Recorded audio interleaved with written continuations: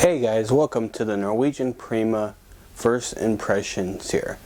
Today is day 3. We're in the middle of being here for 2.5 days so far.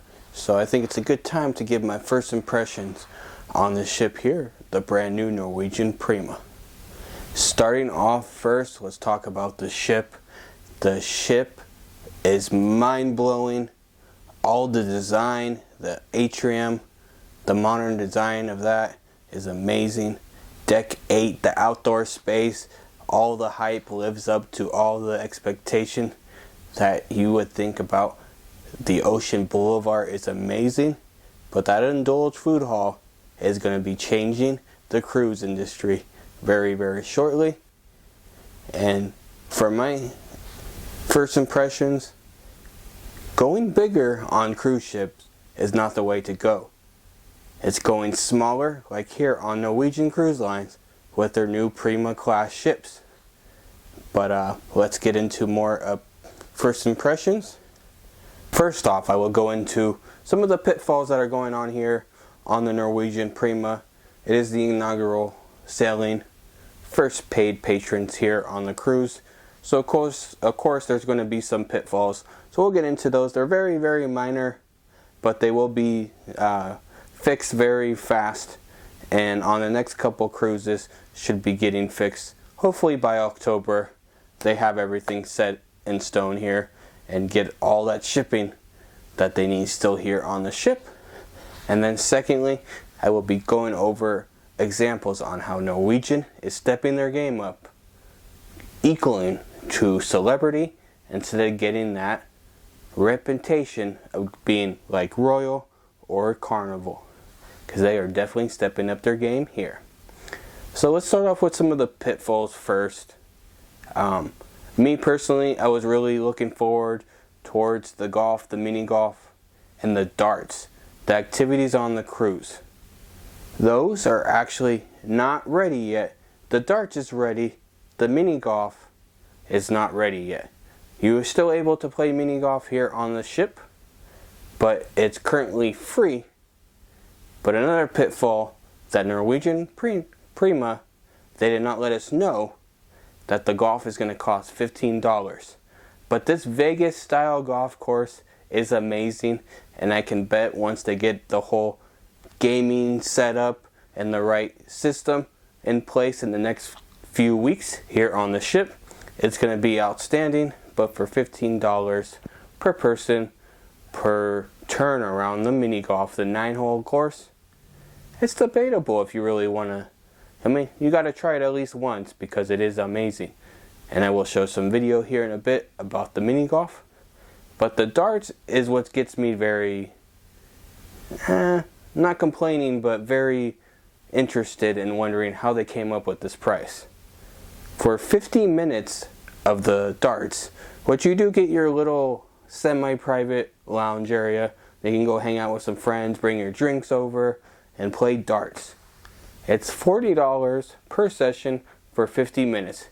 So yes, if you do have a group of 4 or 5 people, it's about $10 per person per hour. So it is not bad.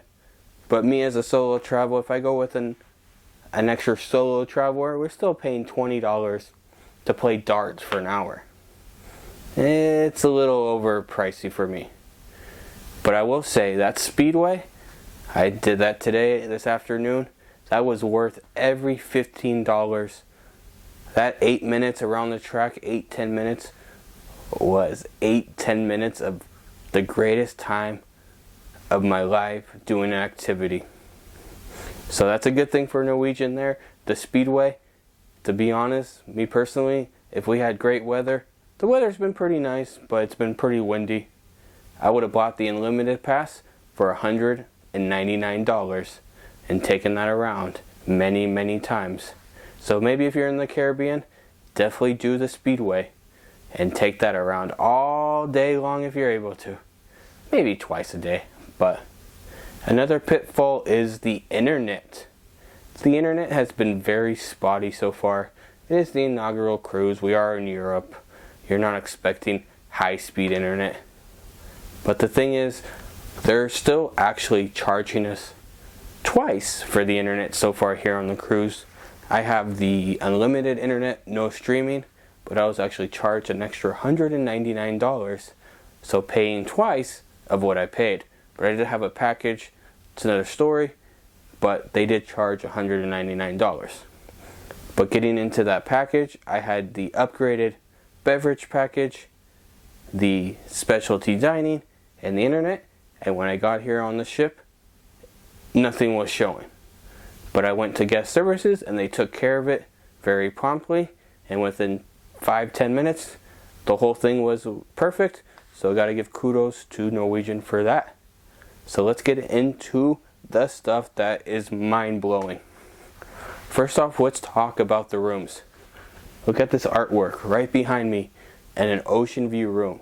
This is modern luxury at its finest on a cruise ship. You will not find this on Royal, Carnival, Princess. This is amazing. I feel like I'm staying at a 5-star hotel in Las Vegas or in Venice or London or Paris, anywhere in the world. This is an amazing room here as an ocean view. Secondly is going to be the setup of the Freestyle Dining here on board. When you go to a main dining room on other cruise line, you feel different than going to a specialty restaurant. But when you come here on Norwegian Prima, you go upstairs to Hudson's, you go to a Commodore room, the main dining rooms. You actually feel like you are at a specialty restaurant every single night. I personally have only gone to Hudson during the day for lunch, and the meals have been outstanding. On the first day I got some spare ribs, I got some ahi tuna, I got the smash burger, which is like an In-N-Out burger. Oh my god, I could go back for that tomorrow. Definitely will. We're going to be in Berlin tomorrow. Definitely getting the smash burger. The In-N-Out burger from California. Whoo, thank you. And went back the other day and grabbed some squash risotto. The rice was cooked to perfection. And then I also got some crab fried wontons. Really good. And those desserts that they serve up there for lunch, they got a carrot cake, a New York cheesecake. Whew. As you can tell, I'm enjoying my food so far. And then let's talk about the specialty dining. Specialty dining here, Palomar, just came out with a video the other day. Put it in the link for you. You want to talk about Norwegian Cruise Line creating a new concept. Palomar, the Greek Mediterranean restaurant. Only here on the Norwegian Prima, they knocked it out of the park. I felt like I was eating in Athens, Santorini, or anywhere in Greece at the best restaurant in Athens or Santorini or anywhere in Greece. This was 5-star dining at its finest. The service was great, the atmosphere, the view out the window there in Amsterdam was amazing. So I could just imagine pulling into port, having dinner with your date or family in that restaurant. You will have the time of your life. Definitely highly recommend Palomar. Any of the specialty dining so far here. I went to Cagney's yesterday. It was a really decent steakhouse. I wouldn't write home about it like I did on Palomar.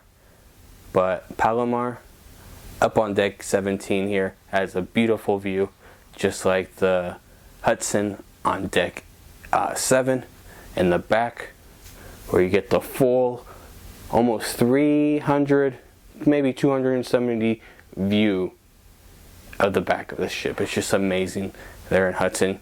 You feel like you are eating at a specialty restaurant with the white paper, cloth, everything to the decor is amazing.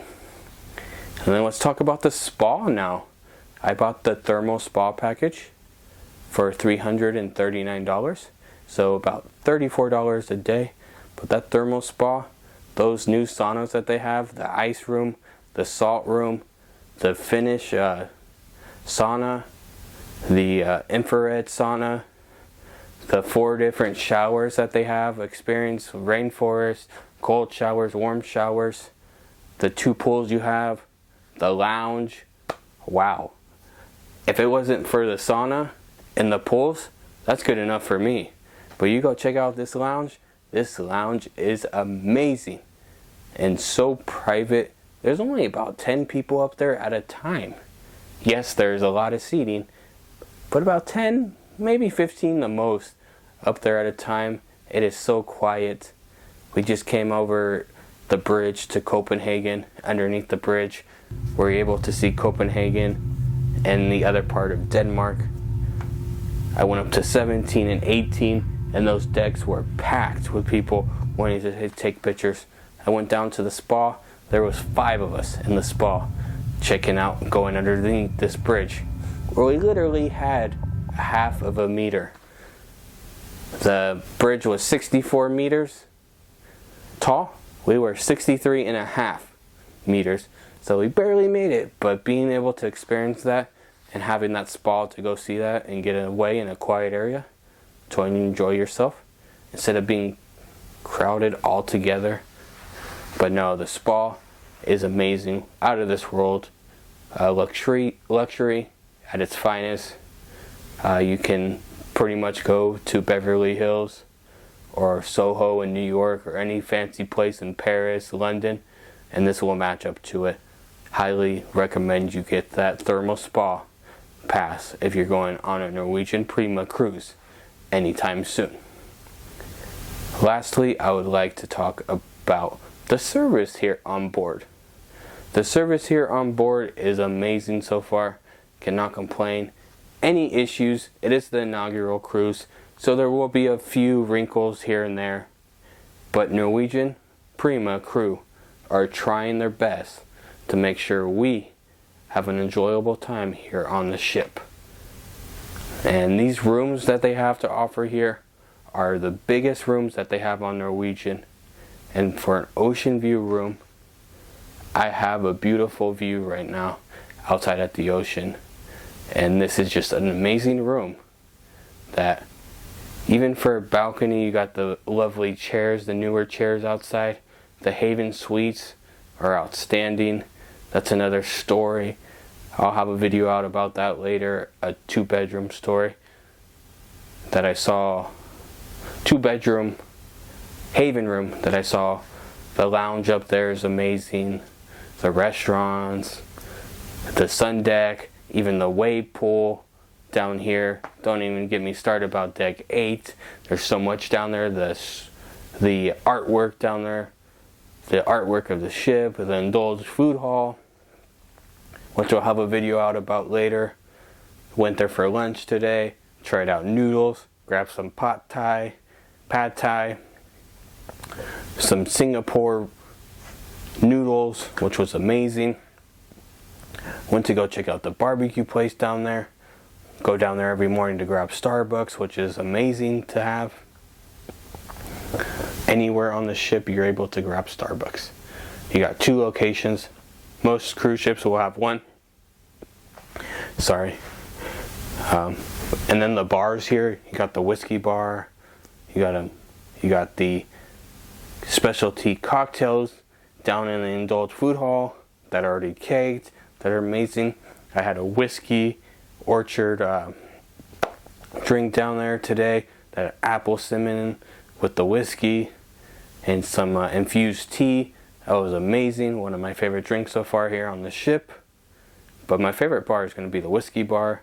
They have amazing whiskeys there from all around the world. But so far here on this ship, yes, there are some kinks that need to be fixed, but those kinks will get eventually fixed.